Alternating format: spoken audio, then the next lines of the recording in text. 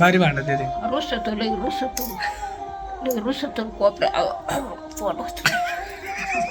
नमस्कार मंडळी, कसे आहेत तुम्ही? तर आजच्या आपल्या नवीन एका ब्लॉग मध्ये तुमच्या सर्वांचे मनापासून स्वागत.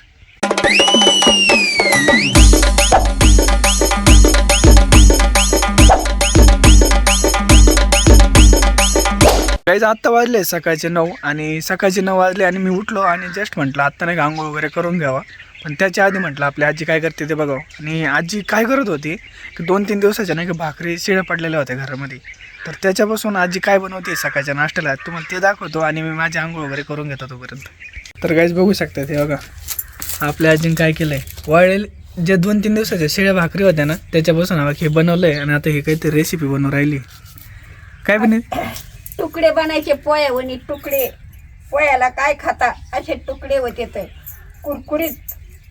गाईज बघू शकता आता तुकडे भाकरीपासून नवीन पदार्थ आहे एकदम. म्हणजे जेव्हा पण घरामध्ये कधी भाकरी पडतात ना तर ही रेसिपी ती बनवत असं बरं का. आणि असे तुम्ही पण बनीत जायचे शिळ्या भाकरी पडले की. मला तर सगळ्यात जास्त ही रेसिपी आवडते पोह्यापेक्षा, पण एवढी सुपर लागते ना जबरदस्त. आता बघा चटणी वगैरे टाकीन, हिरवी चटणी वगैरे घालेल त्याच्यामध्ये, कोथिंबीर नमक कांदा वगैरे टाकून एवढी मस्त बनवून ना ती तुम्हाला रेसिपी दाखवतो मी आता. ती तोपर्यंत मी आंघोळ करून घेतो. काय घातलंय आता मीठ घातलंय, लसूण घातला, 10-12 मिरच्या घातल्या. आता एवढ्या वाटायच्या आणि पोह्याला घालायच्या त्या तुकड्याला. म्हणजे पोहेच म्हणायचे आपले असे पोह्यासारखे तुकडे होते. आता वाटायला सुरुवात करू. आज सकाळ सकाळ घरामध्ये एकदम मस्त मेनू आहे. शिळ्या भाकरी पडत त्याचा सण आला का शिळ्या भाकरी पडत त्याचा. मग असे तुकडे करी झाली की बाळीवून तुम्ही पण कोणाला देता आणि घेता. आपले खायचे इतकाचं धान्य राहत आपल्याला. आता एकाने कांदा कापले 2, एक टमाटे कापले, एक शेंगदाणे रगडून टाकले लय पुरी आहेत म्हणून. आणि आता कोथिंबीर, हिरवी मिरची, मीठ, मिरची, लसूण एवढं घालायचं. गाईज बघू शकता एवढं घालून आता नाही का आपली आजी बनवून राहिली. आता वाटलेली मिरची टाकली. आता ही वाटलेली मिरची टाकली, लसूण, मीठ, मिरची. आता टाकले तुकडे. असे तुकडे टाकायचे, परत घ्यायचे. याला लेकी बाई नाश्ता करायला बघा तुकड्याचा नाश्ता आहे आपला. पोह्याला नका खाऊ पण तुकडे खा. लईच भारी झाले तर लई तोंडाला पाणी सुटलं. आता लई दिवसाचं नव्हतं काहीच केले पोहे हेच खा. एवढे भारी झालेत ना, मला लय आवडते. म्हणजे माझ्यासाठी पोहेपेक्षा हे बेटर आहे. पण तुम्ही जेव्हा शिळे वगैरे भाकर पडता ना घरामध्ये तेव्हा नक्की करून पहा आणि करून नाही नक्की करा खा. नंतर सांगा आजीला कमेंट करून कधी झाले. आणि कमेंट करून मला सांगा कसे झाले आजीचे तुकडे. भारी झाले म्हणून असे सांगा आणि मला परत करायचे सांगा तुम्ही. असेच आजी आम्हाला तुकडे करून दाखवत. एक स्पेशल रेसिपी बनवून दाखव त्यांना. हा त्याचा आता नाश्ता वगैरे झाला तर आज नाही का आजोबांच्या गोळ्या संपल्या आहेत आणि 1 महिना कंप्लीट झाला आहे. तर म्हटलं आज गोळ्या वगैरे आणावं. तर आत्ता मी चाललो जस्ट नगरला आणि गोळ्या पण घ्यायच्या आहेत आणि तुम्हाला गोष्ट दाखवायची आहे मला. तुम्ही कदाचित कधी बघितली की नाही मला माहीत नाही, पण आज मी तुम्हाला नक्की दाखवतो. तर चला आत्ता हेल्मेट घेतलं आहे आणि आपली गाडी पण आज धुवून घेतली, भरपूर दिवसातून धुतली. तर आता लगेच निघू. काही नगरला येऊन तर काही फायदा नाही झाला माझा. तर हेलपटाच झाला आहे कारण आज आर्मी सेंटर नाही का पूर्णपणे बंद आहे गोळीमुळं. कारण 3 दिवस सुट्टी आहे, माहितीच नव्हतं तरी पण मी आलो आहे. पण माझा तरी हेलपटा झाला आहे, पण मी तुमचा नाही होऊन देणार. कारण मी तुम्हाला एक बोललो होतो की आता मी तुम्हाला काहीतरी दाखवणार आहे आणि मी आता तुम्हाला ते दाखवतो आहे. तर गाईज बघू शकताय हा माल नाही का चांदबिपीने एका रात्रीमध्ये बनवला होता. बघू शकतात कशा प्रकारे बनवला होता. पूर्णपणे नाही का दगडाचं बनवलेलं आहे आणि चुना वगैरे ते मिक्स करून याच्यामध्ये लावले. म्हणजे त्यावेळेस सिमेंट वगैरे नव्हते. गाईज बघू शकते बघा चुना गोळ वगैरे त्याचं पाणी वगैरे करून याच्यामध्ये बांधलेलं आहे. म्हणजे त्यावेळेस सिमेंट नसलं ना तर असं लावायचे. भरोसा बसत नसेल पण सत्य आहे तेवढंच, कारण हे एका रात्रीमध्ये उभा केलेला आहे. हा नगर पातळी रोडवरती आहे आणि एक असं उंच टेकडी आहे पातळीला जाताना. त्या टेकडीच्या वरती असं सखोल पृष्ठभाग आहे आणि तिथं बांधलेली. एका रात्रीमध्ये बांधवली तरी पण बघा कशा प्रकारे बांधली. अजून कितीतरी वर्षाला काहीच होऊ शकत नाही. इथं एवढी हवा आहे ना, कारण उंच आहे ना टेकडीवरती, त्याच्यामुळे हवा भरपूर लागते. एकदम फ्रेश हवा आहे. हे बघू शकता आतून कसं आहे.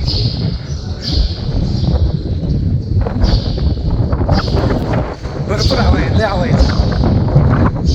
आणि 3 फ्लोअर आहेत बरं का. एक फ्लोअर आहे, त्याच्यावरती 2 फ्लोअर आहेत. पहिल्यांदा इथून नाही का काहीतरी झालेलं आहे, त्याच्यामुळे नाही का एक फ्लोअरवरचा बंद केलेला आहे. आत्ता सध्या 2च फ्लोअर चालू आहेत. आणि याच्या खाली पण एक फ्लोअर आहे, तुम्हाला तो पण दाखवतो.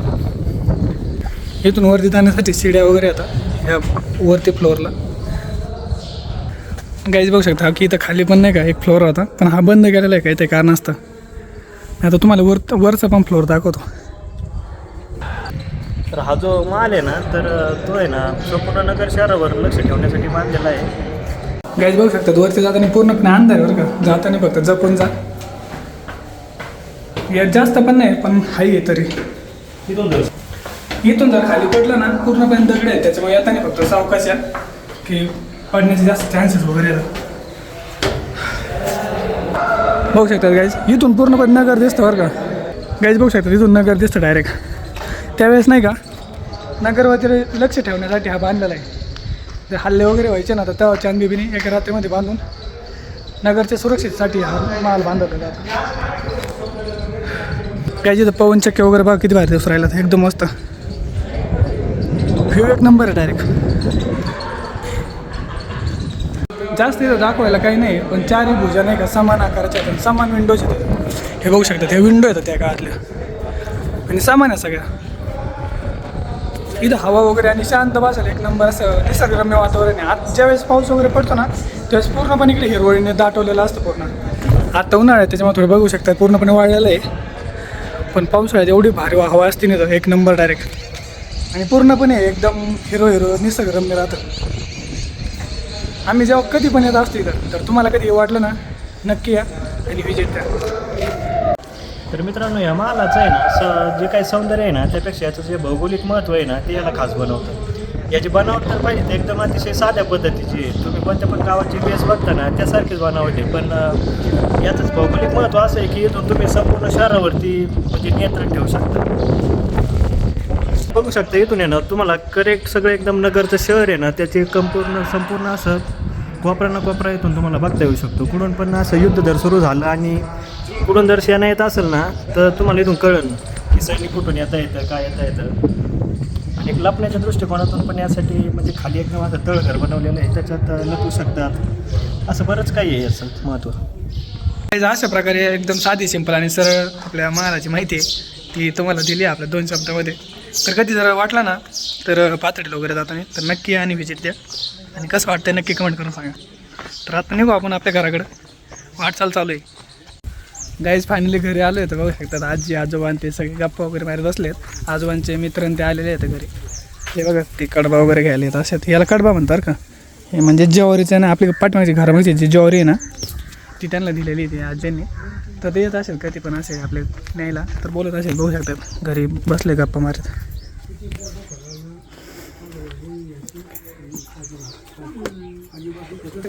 आजी भाकरी करते. आता काय करता की बाई पोटाला भुका लागायच्या तर येरवाळी करून खायचं. तुम्ही पण करून खा येरवाळी. आज लवकर करते. बघू शकतात याला बुचड म्हणते. आता म्हणजे हे जे ज्वारी वगैरे सगळी काढली ना याचे पेंड्या वगैरे बघा असे पेंड्या वगैरे बांधल्यात आणि त्याच्यापासून आता हे सगळे एका जागेवर रचून ठेवलं. याला बुचड म्हणतात. त्यांनी नेलं आहे ना म्हणजे त्यांना जसं लागेल ना तसं ते आता घेऊन जाते. कारण गोळा वगैरे करून ठेवले येतं तर कुठं कोणाचे शेडं वगैरे जर आले किंवा गुरं वगैरे आले तर खाऊन घेतात. पण असं कसं एका जागेवर राहिलं ना तर कोणी खाऊन वगैरे घेणार नाही. आणि हिरवं जेवढं होतं तेवढं सगळं त्यांनी काढून नेलं आहे. ह्यापैकी हे बघू शकतात फक्त एवढंच बाकी आहे आता. आणि त्याच्यामध्ये करडई पण आहे. ह्याच्यावरती भरपूर तेल वगैरे पडलं होतं, सगळं तेलकट झालं होतं. हे बघा करडई,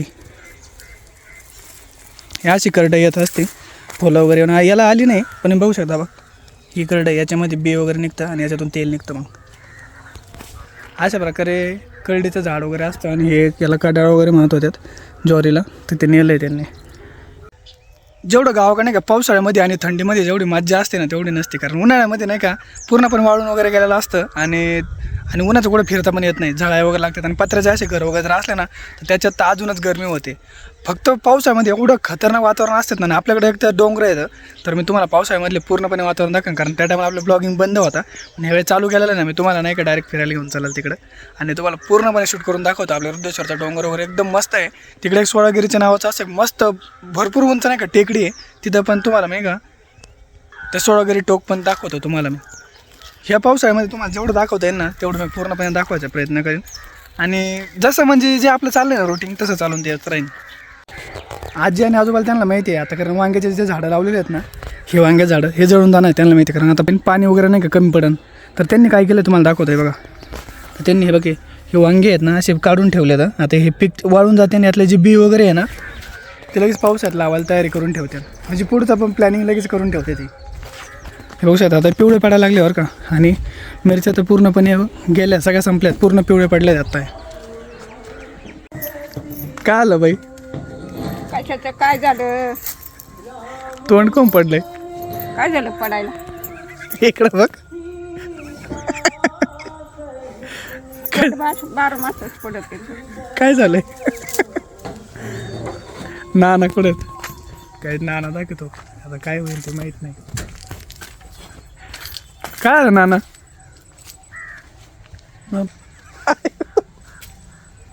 काय म्हणा सांगितलं ना तुला एकदा, अजून सांगायचं. भांडणं आले काय? का म्हणून? जाऊ दे म्हण. काय आलं पण? काही कारण असेल ना.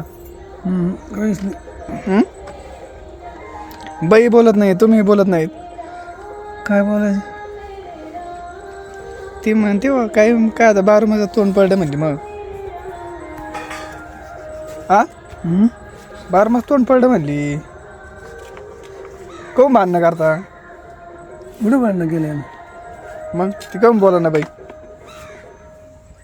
माझ्या संग नाही बोल. तुमच्या संग काय झालं बोलला ते? माझ्या सगळं नाही बोलत. बोला ते. हा तुमच्या संग बोला. माझ्या संग नाही बोलत. तर गाईच आजीने पूर्णपणे स्वयंपाक वगैरे केलाय. आता बघा एकदम मस्त बसली. पण त्यांच्या दोघांचं काहीतरी झालंय तर त्याचा बघा चेहरा पडलाय. भांडण म्हणजे भांडणं प्रत्येक घरी होत्यात तसं काही नाही, पण यांचं कसं हसून खेळून भांडत ते. आज तर असे भांडत आहेत, असे बोलत आहेत, म्हणजे चालूच आहे प्रत्येक घराघरी हे असत्याच गोष्टी. पण आज थकली मी. आता पहिले विचारतो, पहिले पण तुम्ही असेच भांडायचे का? पहिले पण असेच भांडायचे? किती दिवसापासून भांडतात तुम्ही? पहिल्यापासून भांडतात? पहिल्यापासून भांडणं होते त्यांचे. पण किती वेळ भांडायचं? किती दिवस राहिला तुम्ही न बोलता असं? मस्त असे बोलले का त्यात आता जर खायला नाही दिलं का आता. पहिलं नानाचे नाही का सगळे परिणाम झालेले आहेत. म्हणजे जेवायला टावायला लगेच बोलत आहेत, म्हणजे जेवताना सोबतच जेवतात दोघं पण. पण भारी आहे, असंच पाहिजे. भांडणं वगैरे पण पाहिजे, हसून घेऊन एकदम मस्त आहेत, चांगलं आहे. मला त्यांची भांडणं पण आवडतात कधी कधी, भारी भांडत येते. रुसतो कोपऱ्या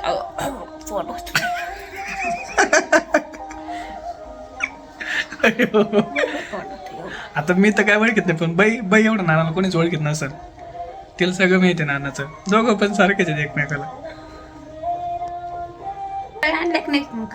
गोळ्याला बंद होते आज, आता 2-3 दिवसांनी.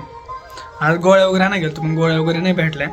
तर तुम्हाला तेवढा माल वगैरे दाखवला. आणि घरी आल्यानंतर पण ऊन पडलेलं होतं. आजी आजोबा ते आजीची चवचं वगैरे बसवलंय. आणि आज तिनं तुम्हाला ती रेसिपी बनवून दाखवली. फायनली मी उद्या अपलोड करतोय.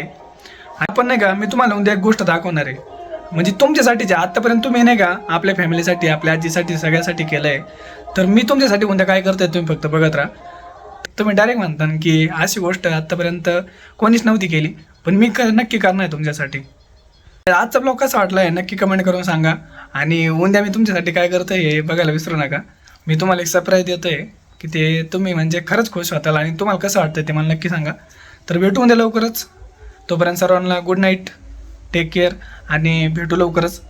तर आजचा ब्लॉग कसा वाटला नक्की कमेंट करून सांगा. आता यांचे भांडणं वगैरे झाले ते मी मिटवतो, यांना हसवतो वगैरे, आणि आपल्या दिवसाला परत भेटू उद्या चालू करून.